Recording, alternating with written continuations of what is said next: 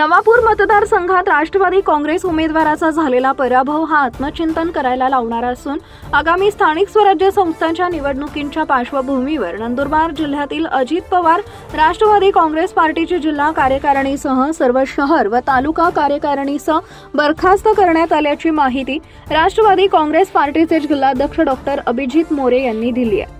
आगामी स्थानिक स्वराज्य संस्थांच्या जिल्हा कार्यकारिणीसह तालुका व शहर कार्यकारिणी बरखास्त करण्यात आली आहे। आगामी 15 दिवसात नवीन जिल्हा कार्यकारिणी, तालुका कार्यकारिणी व शहर कार्यकारिणी गठीत करण्यात येईल असंही डॉक्टर मोरे यांनी सांगितलंय। राष्ट्रवादी काँग्रेस पार्टीच्या अंतर्गत नवीन संघटन उभारून कार्यकारिणीत बदल करण्यात येणार आहे। पत्रकार परिषदेला जिल्हा परिषद सदस्य रतन पाडवी, माधव चौधरी, मोहन माळी, मधुकर पाटील, सुरेंद्र कवर, माधव पाटील, छोटू कुवर, धनराज बच्छाव, जगदीश जयस्वाल, राजू पवार, मोहन ढोणे, उषा तायडे, रवींद्र जावरे, रवींद्र कोकणी उपस्थित होते। महाराष्ट्रामध्ये नुकताच विधानसभा निवडणुका पार पडल्यात। नंदुरबार जिल्ह्यात देखील 4 पैकी 3 जागी महायुती त्या ठिकाणी निवडून आली।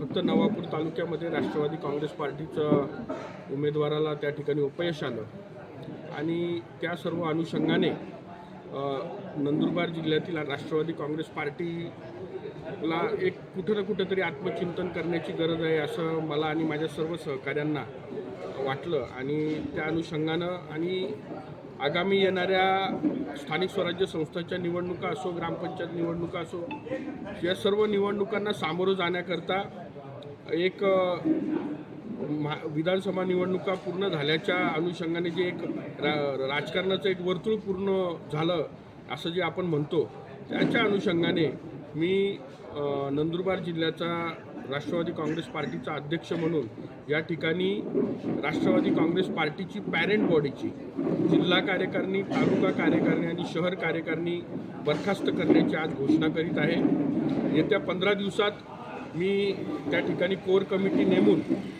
जिल्ह्यातील वरिष्ठांची एक कोर कमिटी नेमली जाईल आणि त्या अनुषंगाने नवीन जिल्हा कार्यकारिणी आम्ही त्या ठिकाणी पुनर्गठित करू।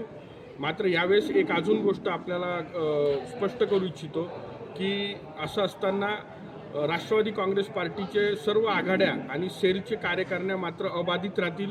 त्याचे सर्व अध्यक्ष आणि त्यांच्या कार्यकारिण्या याला कुठलाही धक्का न लावता केवळ पॅरेंट बॉडीचे कार्यकारिण्या बरखास्त करण्यात आलेल्या आहे।